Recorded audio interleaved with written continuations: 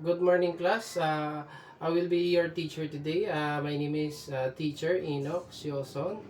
So, okay, so before you sit down, so let us feel the presence of the Lord. And everybody stand up for the opening prayer. So, okay, po. Okay, so before you sit down, so let us feel the presence of the Lord. And everybody stand up for the opening prayer. So, okay, Lord, thank you, Lord, for this wonderful day, and I hope I delivered the learnings for the children to understand this. Lord, thank you for this wonderful day, and thank you we arrive in the school safety, and I hope the children will learn a lot, and that's all. Thank you in Jesus' name, Amen. Okay, now please sit down. Okay, so let me check your attendance. And here it is. Ashley, are you present? Okay, very good. Daniel, present?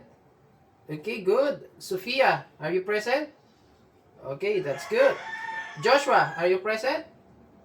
Okay, very good. And Hannah, are you here? Okay, that's good.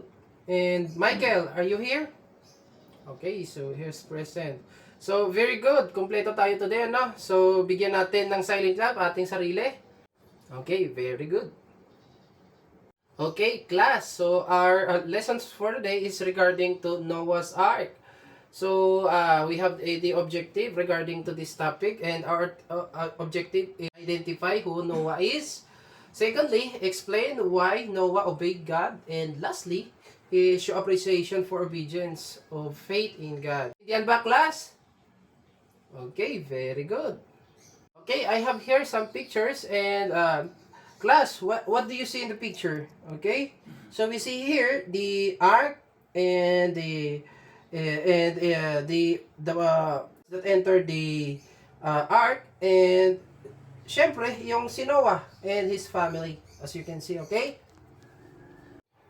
Okay, class, look at this picture. As you can see, we have here the ark, the Noah's and his wife, and the sons of Noah, which is Shem, Japheth, and Ham, and their wives, and the animals that entered the ark. Okay, so what can you see in the picture, class? Correct, there is an ark. Okay, so ano pang nakikita nyo, class, dito sa picture? Okay, very good.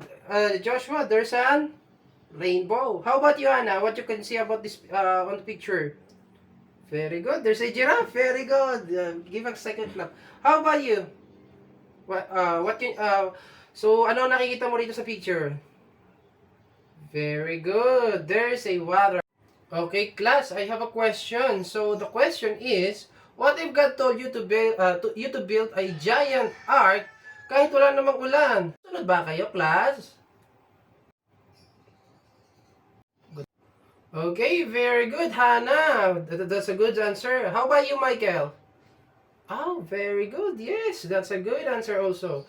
Very good answer. So today, we will learn about a man who obeyed God even though when people laugh at him. Okay? Okay, so long ago, many people in the world were doing bad things. But there was a man named Noah who is very kind in the presence of the Lord. And God saw Noah was faithful and obedient. So God told Noah to build a very big ark because a great flood was coming. And class, I have a question. Do you think madaling gumawa ng malaking ark? Okay, syempre hindi. Very good, class.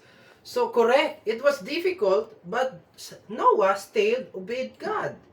Even though people laugh at him, pinagtatawanan siya, at tingin nila sa kanya para daw siyang siraulo o crazy. But even though sinasabihan siya ng gano'n ng mga tao, he continued to the command of God. Okay? And the ark, because Noah trusted God. Then God told Noah to gather animals by two inside the ark. You have the question? Okay, lahat po ba ng animals? Ay, yes po. Dalawang pares po ang pinapapasok ng Panginoon sa loob ng Noah. Yes. Okay, very good, Ashley. yan ay pares, babae at lalaki. And then, the rain started to fall in many days and many nights. It was 40 days, to be exactly. And then the flood covered the earth. Noah and his family and the animals were safe inside the ark. And then God placed a rainbow in the sky as a promise. For what promise na hindi na niya gugunawin ang mundo ng tubig. Very good. Class, so I have some questions and I hope you will answer this, okay? First question is, who was the man of God chose? Well, yes, very good. It is Noah. Okay, correct.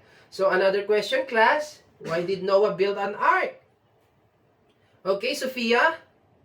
Okay, very good, Sophia, because God told Noah. And then, I have another question. And what happened because Noah obeyed God? Okay, Joshua. So, what is your answer? Yes, very good. Naging safe sila sa flood. Okay? And then, I have last question is, what lesson can we learn about this story, class?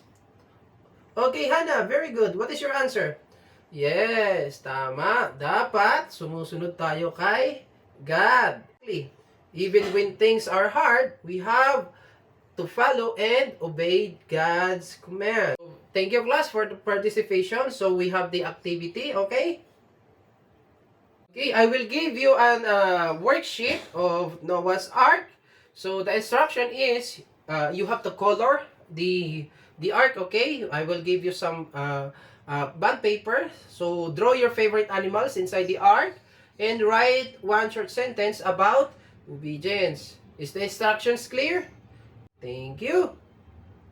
Okay, class, thank you sa pagpasa ng inyong mga activities. Let me see kung ano ba talagang pinaggagawa ninyo, mag-class. Okay, very good, Ashley.